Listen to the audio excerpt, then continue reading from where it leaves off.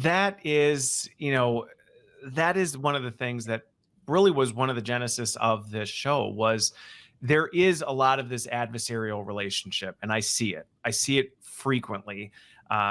This us versus them on the practitioner side versus the vendor side, and it's not productive. It's not productive. And are there? I'm sure if people are watching or in the comments, are there examples where things have gone south? Sure.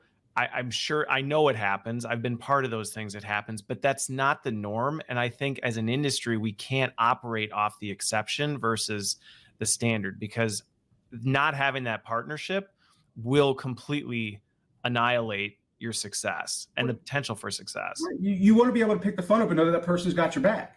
Yes. Well, how are you going to have your back on somebody who's just beaten the pants off you, who's played cloak and dagger with you, who's played hide and go seek, all things which are super. It's a trust, right? We talked about respect. It's a trust. There's no trust. Right. If you say I'm going to get back to you within 2 weeks, and you don't even bother writing an email a week in saying, hey, we're running behind schedule. My legal counsel did X, my IT department had Y, and then all of a sudden 2 weeks go by, and then, oh yeah, I forgot to tell you.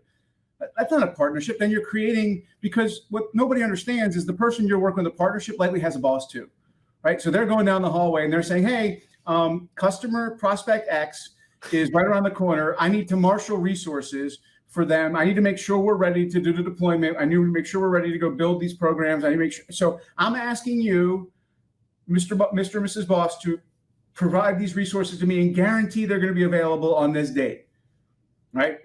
Right. So now that person goes down the hallway. They say, great news, Chris. Great news, Chris. I talked to my boss. We are golden. We are fully ready to support this. Boom.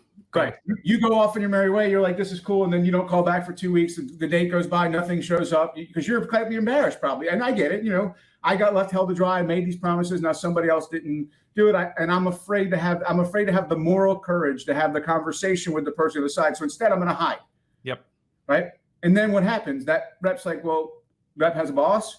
Boss comes in and says, hey, we rallied all these resources for you. We've done all this because you said in 2 weeks we were going to have this, and what's going on? And now they're getting their cage rattled.